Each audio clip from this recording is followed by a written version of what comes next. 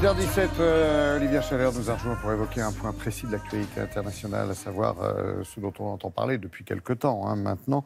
Ce serait le fameux retour des réfugiés syriens dans leur pays, ceux-là même qui sont encore, j'allais dire, des réfugiés dans des camps aux alentours d'Amman en Jordanie. Vous les avez rencontrés à travers l'action que mène l'UNICEF là-bas sur place. Oui, c'est ça. Depuis le début de la crise syrienne en 2 millions, 5,5 millions de personnes ont quitté le pays. Et pour beaucoup, ils ont trouvé refuge dans les pays frontaliers. Alors la Turquie, le Liban et la Jordanie, vous le disiez. Et nous nous sommes rendus au début de l'été avec l'UNICEF, qui est le Fonds des Nations Unies pour l'enfance et qui aide les enfants défavorisés partout dans le monde, et notamment en Jordanie. Alors ils les aident dans tous les domaines, et notamment ceux de l'éducation et du soutien psychosocial. On va voir ça dans un instant. En Jordanie, les enfants, quoi, aussi, c'est important. Bien sûr, en Jordanie, sur 700 000 réfugiés, il y a plus de la moitié sont des enfants. Vous imaginez, ça fait des centaines de milliers de destins à prendre en main, dans ce contexte qui est évidemment si particulier. Il y a quelques semaines, on vous avait emmené à Zaatari, qui est le plus grand camp de réfugiés. Une véritable ville. Que vous 80 000 personnes, absolument. Immense, une ville dans l'État.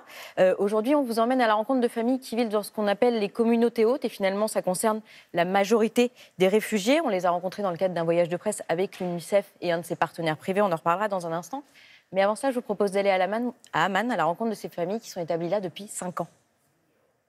La majorité des Syriens qui ont trouvé refuge en Jordanie vivent en dehors des camps. C'est le cas d'Iman, 12 ans, qui a quitté Alep avec ses parents, ses 3 sœurs et son petit frère. Depuis 2013, elle vit à Amman. Elle y poursuit son éducation aux côtés d'enfants jordaniens. Dans ce centre Makani, mon espace en arabe, elle reçoit un encadrement et un enseignement qui, elle l'espère, lui permettront plus tard de devenir médecin. En arrivant, je suis tout de suite allée à l'école. Au centre, ils m'ont appris à lire et à écrire, et mes notes se sont améliorées. Il faut qu'on soit une société qui s'entraide, qu'on s'aime les uns les autres, qu'on ne se trahisse pas. Il faut qu'on avance unis, main dans la main, pour pouvoir réussir. Le centre Makani est un point d'entrée unique pour les enfants de tous âges. Dans un endroit sûr où ils ont accès à différentes activités. Il y a plusieurs composantes essentielles dans chaque centre Makani. Le soutien psychosocial, des actions de protection de l'enfance, des ateliers, mais aussi du soutien scolaire. La famille d'Iman est installée dans cette maison. Ils ont peu à peu reconstruit une vie ici. On est arrivé de Syrie en bus, mes enfants et moi, il y a 5 ans. Mon mari avait trouvé du travail ici. Il nous a fait venir. Si les choses s'améliorent, nous retournerons en Syrie. Mais pour l'instant, le plus important pour moi, c'est que mes filles étudient et s'instruisent, contrairement à nous. Ici, on a de bons rapports avec nos voisins. Et je ne ressens pas trop le mal du pays.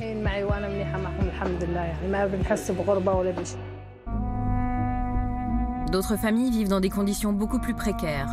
Au sein de ces campements, l'UNICEF forme des réfugiés pour qu'ils puissent enseigner aux enfants, les soutenir et leur ouvrir des perspectives d'avenir, qui peuvent parfois sembler bien difficiles à imaginer.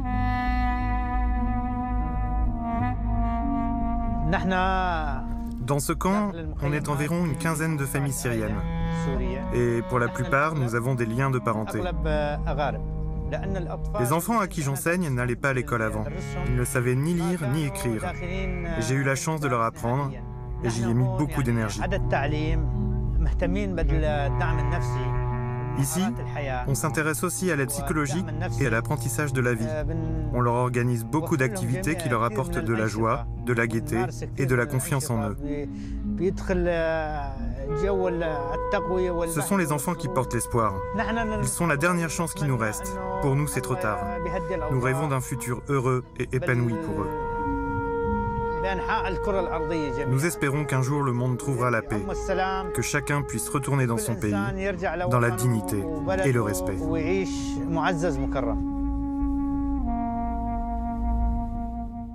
vient de le voir, Olivia, tout le monde ne vit pas dans les mêmes conditions. Il y en a sous la tente et d'autres dans des presque maisons. Oui, il y a un contraste entre certaines familles, mais tout est fait quand même pour que les enfants prennent confiance, qu'ils ne vivent pas que dans l'attente finalement, qu'ils aient des perspectives d'avenir. Parce que vous avez vu, que ce soit des familles plus ou moins défavorisées, c'est vraiment les enfants qui portent l'espoir. Et dans ces centres Makani, ils sont vraiment encadrés pour ça, pour avoir des perspectives d'avenir. Et regardez Iman, que vous avez rencontré. Iman, elle veut devenir médecin et elle considère que le fait d'être une fille, c'est absolument pas un frein. C'est important de le souligner. Ça, une jeune fille, 12 ans, réfugiée, qui pense comme ça, ben, ça porte un bel espoir aussi. C'était une jolie rencontre que celle d'Iman. Par l'UNICEF et ses partenaires. L'UNICEF et ses partenaires. Voilà, l'UNICEF financé à 50% par des fonds publics, mais aussi par des fonds privés. C'est notamment le cas de l'entreprise Garnier en France. Mais l'UNICEF, c'est aussi vous, c'est aussi nous. Ce sont les dons du public et ils en ont besoin de ces dons des particuliers, notamment pour couvrir les besoins dans cette zone. unicef.fr pour contribuer.